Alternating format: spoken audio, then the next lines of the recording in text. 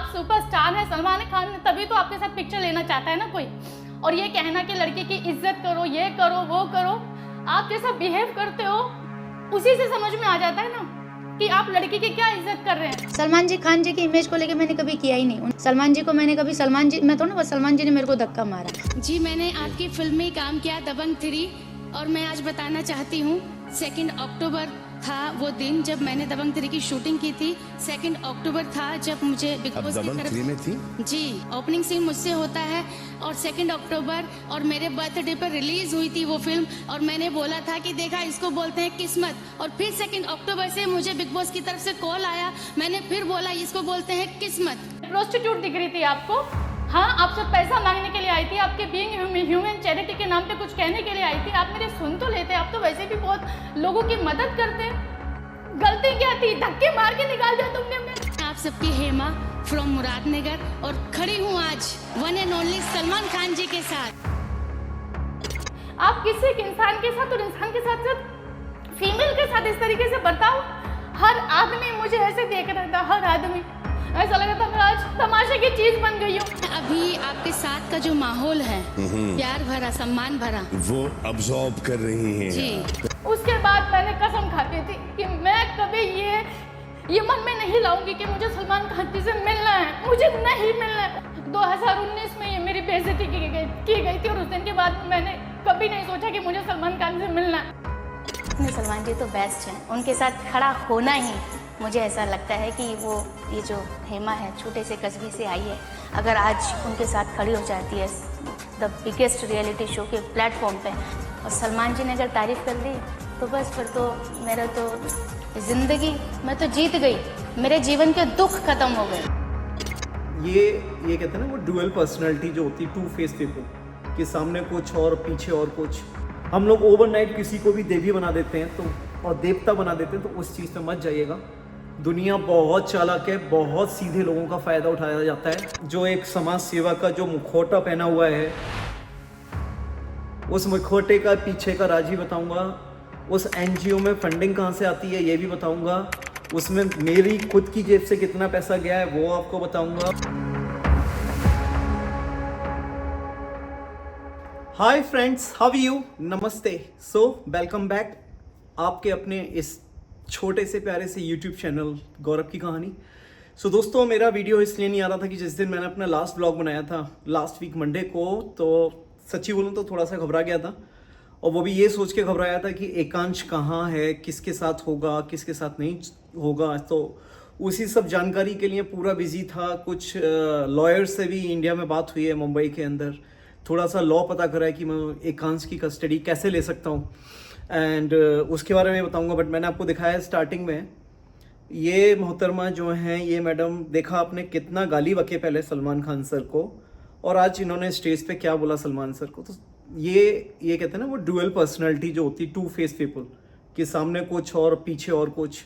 और अभी तो आपको मैं बहुत कुछ बताने वाला हूँ। पिछला 8-10 दिन दोस्तों सीरियसली मेरी सिर्फ और सिर्फ वरी थी कि एकांश कैसा होगा, कौन रख रहा होगा। तो पता चला इन्होंने अपनी मॉम को बुलाया हुआ है, जो एकांश की नानी है, उनको बुलाया है उसको रखने के लिए। और जब मैंने इनसे शादी करी थी तो इन्होंने मुझे बताया था कि इनका कोई रिश्तेदार नहीं है, और जो हैं इनके लिए मर चुके हैं। और इनकी मॉम से मेरी आज तक कोई पर्सनल मुलाकात नहीं है। सो दोस्तों, पता करवाया मैंने अपने दोस्तों से कि कौन कौन संभाल रहा है, तो मालूम पड़ा इनकी मॉम है, और जो एकांश के लिए मेड रखी हुई है, वो मेड आजकल घर पर 24 घंटे के लिए आकर रह रही है। बट अगेन दोस्तों, वही दुर्भाग्य वाली बात कि माँ बाप होते हुए बच्चा बेचारा ऐसे है। और आपको मैं दिखाता हूँ इनकी मॉम जो है, जो बच्चे की नानी है, वो बिग बॉस का बिग बॉस इन लोगों के लिए इतनी बड़ी चीज़ है क्योंकि इन्होंने अपनी लाइफ में कभी कुछ तो देखा नहीं। फैमिली का वर्ड का एफ नहीं पता होता इन्हें कि फैमिली किसको बोलते हैं।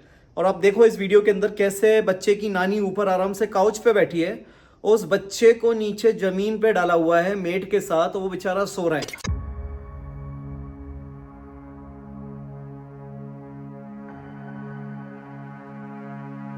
तो देखा दोस्तों आपने वीडियो के अंदर, मतलब इससे कॉमन सेंस कि बच्चे को आप ऐसा हाल कर रहे हो, कैसे क्या हाल है। खैर एनीवे, आपको बताना चाहता हूँ बहुत सारी चीज़ें हुई हैं मेरी इस बीच में इंडिया के अंदर।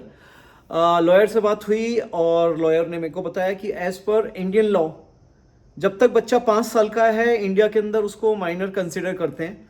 तो उन्होंने बोला 5 साल तक रुकना पड़ेगा। पर मैंने मेरे लॉयर को बोला कि सर 5 साल उस केस में होता है ना जिसमें माँ बच्चे को पूरा टाइम दे पा रही हो। यहाँ तो माँ एक बच्चे को छोड़कर रियलिटी शो में कर रही है अपनी मस्ती, और आप लोग देख ही रहे होगे, क्योंकि मैं बिग बॉस नहीं देखता। होता सिर्फ इतना है कि मेरे को पता चलता है कि मैडम ने आज ये किया, लोगों के व्हाट्सएप पे मैसेज आते हैं। अदरवाइज 10 साल हो गए मेरे को ये टीवी देखे हुए। इवन युगांडा के अंदर मेरे पास केबल कनेक्शन नहीं है, क्योंकि मैं स्टार प्लस और कलर्स वाला नहीं हूँ। मैं कुछ OTT प्लेटफॉर्म देखता हूँ, लाइक नेटफ्लिक्स, अमेजॉन वगैरह, जो मेरे यहाँ आते हैं इंटरनेशनली। इंडियन चैनल का एक्सेस नहीं है। तो वही बता रहा हूँ दोस्तों, बिग बॉस में भी जाकर उन्होंने क्या किया, खाली एक दिन फोटो लेके बच्चों की नुमाइश कर रही थी कि इन्हें मैंने पैदा किया है, ये मेरे माँ बाप है, इनको मैंने। देखिए आप इस क्लिप के अंदर। ये है मेरे प्यारे बेटे, ये है वो जिन्होंने मुझे जन्म दिया, ये वो जिनको मैंने जन्म दिया।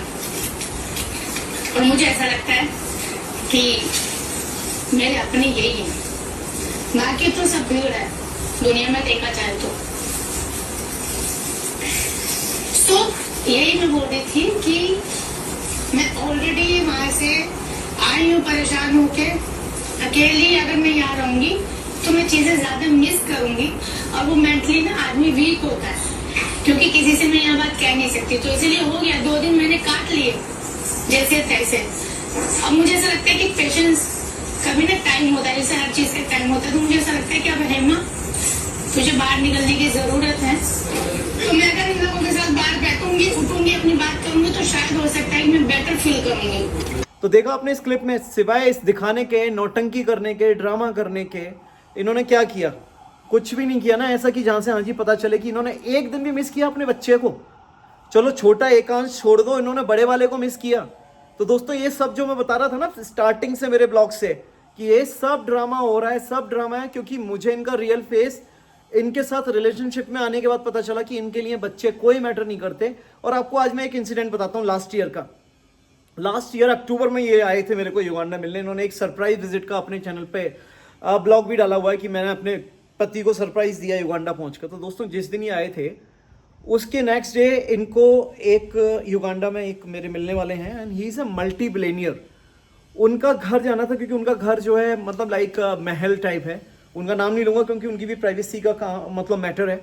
तो मैं उनके घर पर इनको लेकर गया, उन्होंने हमें लंच पे बुलाया था। और करवा चौथ के बाद हमारे नॉर्थ इंडिया में एक बच्चे को लेके, बेटों के लेकर एक फास्टिंग होती है, उसको बोलते हैं अघोई अष्टमी। तो इनका उस दिन अघोई अष्टमी का व्रत था और हम दोनों वहां पर गए। और जो मेरे फ्रेंड थे, उन दोनों हस्बैंड वाइफ ने इनको बोला कि अरे आज अपने व्रत क्यों रखा, आप छोड़ दो ना वाला व्रत। और यकीन मानोगे जब इन्होंने एक बहुत बड़े आदमी को देखा अपनी लाइफ में पहली बार, कि इतने बड़े लोग भी होते हैं, इतने मल्टी बिलियनियर भी होते हैं, जो इनके सगे 2 बेटे हैं ना दोस्तों, वो वाला फास्ट इन्होंने बीच में तोड़ दिया। मेरे को इतना बड़ा झटका लगा कि ये इतनी डेस्परेट है बड़े लोगों को मिलने की कि इसने अपना फास्ट ही छोड़ दिया बीच में अपने सगे बेटों का।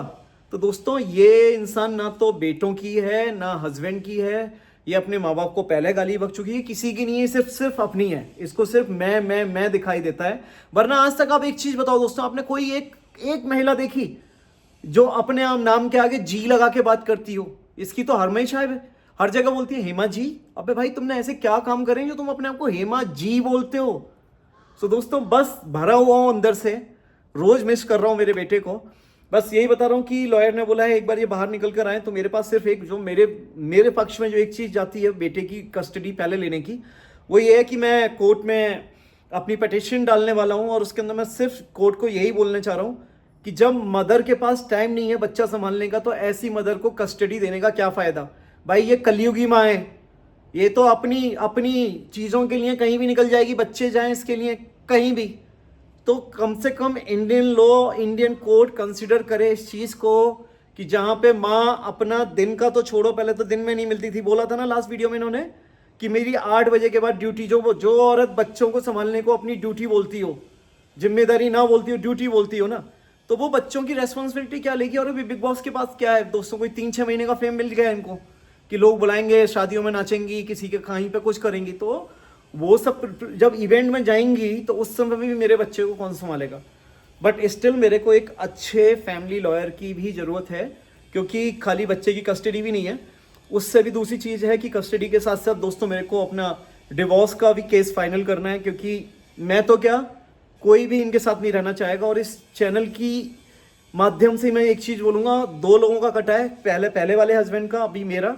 और जब ये मेरे को मिली थी दोस्तों, एक ब्लॉग में आपको दिखाने वाला हूँ, जो मैंने आपको इनको पहले ब्लॉग में इनको चैलेंज किया था, नहीं मुझे गलत साबित करो, नहीं कर पाए ना, उसके बावजूद मेरे चैनल का स्क्रीनशॉट लेके दिखा रही हैं, करनी है पब्लिसिटी, करो PR। मेरे नाम पे लोग फेमस होना चाह रहे हैं। ये देखो सलमान खान की ये वीडियो देखो कैसे लगाई हुई है। अरे भैया कम से कम हेमा शर्मा तो लिख देता, क्या पता थोड़े वायरल होने के चांसेस ज्यादा हो जाते। तो भाई आगे अगर कोई है इनके साथ रिलेशनशिप में, मेरी रिपोर्ट के अकॉर्डिंग कुछ ना कुछ तो होगा, है ना। तो मैं बस यही बोल रहा हूँ कि भाई जो गलती हम 2 लोग कर चुके हैं, जब ये मेरे को मिली थी तो इन्होंने अपने पहले हस्बैंड के बारे में बोला था कि गौरव मुझे मारता है वो, और मेरे बेटे को मारता है, तो आप देखो मैं कैसे रह पाती, इसलिए मैं छोड़कर आई। और सेम ये मेरे बारे में बोल देंगी कल को, क्योंकि इन्हें चाहिए सिंपैथी। और जो इनका आज असली चेहरा पब्लिक के सामने आया ना, जो आप लोगों ने, मेरी माताओं बहनों ने जो मेरी हेल्प करी है, वो तो आउटस्टैंडिंग है। मेरी बहनों, मेरी माताओं, मेरी दोस्तों, आप सब ने जो सपोर्ट दिया है ना, वो तो सपने में भी नहीं था मेरा कि आप सब लोग ऐसे आओगे मेरे साथ। क्योंकि हिंदुस्तान की जो, इंडिया की एक इमेज मेरे माइंड में सेट थी, वो यही थी कि इंडिया के अंदर एक फीमेल को ही पहली प्रायोरिटी दी जाती है। पर आप लोगों ने साबित किया, अगर बात सच्ची हो, अच्छी हो और सबूतों के साथ हो। क्योंकि दोस्तों मैंने भी कोई हवा में बात नहीं करी कि मैं गया और किसी पे ब्लेम गेम खेल दिया मैडम की तरह। मैं आज तक अपनी बात रखता आया हूं, सारी की सारी अपनी चैट दिखाकर, और आगे भी जो भी बात करूंगा विद प्रूफ करूंगा, विदाउट प्रूफ। मेरी आदत नहीं है किसी के ऊपर मैं उंगली उठाऊं। तो मैं वही बोलना चाहूंगा, आप सब माताओं बहनों को तो मैं जितना थैंक यू बोल रही हूँ उतना कम है। बस अगेन रिपीट कर रहा हूँ कि जैसी आपकी दुआएं हैं, जैसे आपने हौसला दिया है, जैसे आपने संभाला है, प्लीज़ इस सपोर्ट को बनाए रखिएगा जब तक मुझे मेरा बेटा ना मिल जाए। और यही मैं एक आध चीज़ें और आपको डिस्कस करना चाहता हूँ। जैसे मैंने को बताया कि मेरे को डेली कॉल आते हैं, और अभी तो इंडिया से नहीं, इंडिया के बाहर से भी कॉल आने लगे हैं। सो मेरी कुछ माताओं बहनों की कंप्लेंट है कि गौरव भाई, सारी औरतें एक सी नहीं होती हैं, सारी सिंगल मदर ऐसी नहीं होती हैं। बल्कि कुछ औरतों के तो ऐसे भी आए कि वो बेचारी सिंगल मदर हैं, उनके पतियों ने उनको ब्लॉक किया हुआ है, कुछ भी नहीं करते, ना कोई सपोर्ट करते, ना कोई खर्चा देते। तो मैं फिर बोलूँगा बहनों, मैं ये नहीं कह रहा कि सब एक से हैं, not all 5 fingers are same, 5 उंगलियां बराबर नहीं होती। मेरे को पता है लोगों के दर्द, दुख, तकलीफ जो मैं आज की डेट में सुन रहा हूँ। सो ये पर्टिकुलरली सिर्फ एक महिला के बारे में बात कर रहा हूँ, वो भी मैं मेरी वाइफ के बारे में। मैं किसी के ऊपर ना तो उंगली उठा रहा हूँ, ना मेरी इतनी औकात कि मैं किसी के कैरेक्टर पे या किसी के पर्सनल लाइफ में कुछ कर सकूं। तो मैं सिर्फ यहाँ पर अपना एक्सपीरियंस शेयर कर रहा हूँ, और आप सबको हैट्स ऑफ है जिन जिन माओं ने मुझे अपनी अपनी कहानी सुनाई है कि वो कैसे कैसे बच्चों को पालती हैं और कैसे क्या करती हैं। सो दोस्तों, अभी मैं इस वीडियो को सिर्फ एक ही चीज़ के साथ ख़त्म करूँगा। अभी जो मैंने आपको प्रॉमिस किया था अपने पहले ब्लॉग में, मैं धीरे धीरे चीज़ें करके आऊँगा, बट लाऊंगा अपने चैनल पे। बट अभी तक इसलिए नहीं ला पाया क्योंकि मेरे को था कि पहले बच्चा, लीगल प्रोसेस, बच्चा कैसे कितनी जल्दी मेरे साथ आए, और उसके बाद हमारी कोर्ट की डेट वगैरह होंगी, जो भी होंगी अपडेट करूँगा। बट आने वाले वीडियो में मैं आपको बताता हूँ इनका जो एक समाज सेवा का जो मुखौटा पहना हुआ है, उस मुखौटे का पीछे का राज भी बताऊँगा। उस NGO में फंडिंग कहाँ से आती है ये भी बताऊँगा। उसमें मेरी खुद की जेब से कितना पैसा गया है वो आपको बताऊँगा। मेरे दोस्तों ने, मेरे सर्कल ने, मेरे ऑफिस के लोगों ने कितना पैसा लगाया हुआ है वहाँ पर, वो बताऊँगा। क्योंकि हम सब लोग जो थे ना, वो साइलेंट थे। हम लोग इनके साथ आके अपनी पहचान नहीं बनाना चाहते थे, कि गरीब का मजाक नहीं उड़ाना चाहते थे कि एक गरीब को कुछ बांट दिया और वीडियो बना दिया और हमारे इंडिया में वो वीडियो वायरल हो गई। सो बने रहिए, अगला ब्लॉग जो आएगा वो मैं समाज सेवा का बताता हूँ कि समाज सेवा का काम कैसे आया, क्यों स्टार्ट हुआ। और कुछ ब्लॉग आपको ऐसे भी दिखाऊंगा जहाँ पर मैं पर्सनली बहुत इंटरेस्टेड था एक वृद्ध आश्रम खोलने का, कि जिसमें वो बेचारे बूढ़े माँ बाप जिनको कोई छत नहीं देता, उनके लिए एक आशियाना तैयार करके दूँ। वो सब हुआ, पर एंड मोमेंट पर वो सब क्यों कैंसिल करना पड़ा, क्यों इनका मैंने जो हेमलता चैरिटेबल ट्रस्ट का ऑफिस खोला था मुझे क्यों बंद करना पड़ा, वो सब चीज़ लेके आऊँगा अपने आने वाले ब्लॉग में और आने वाली चीज़ों में।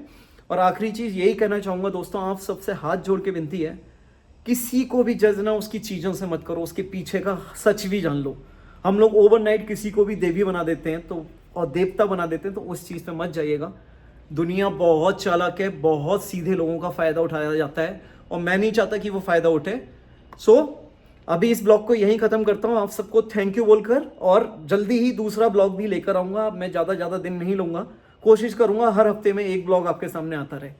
थैंक यू दोस्तों, नमस्ते, and again thank you so much मेरी सारी माताएं बहनों को, थैंक यू।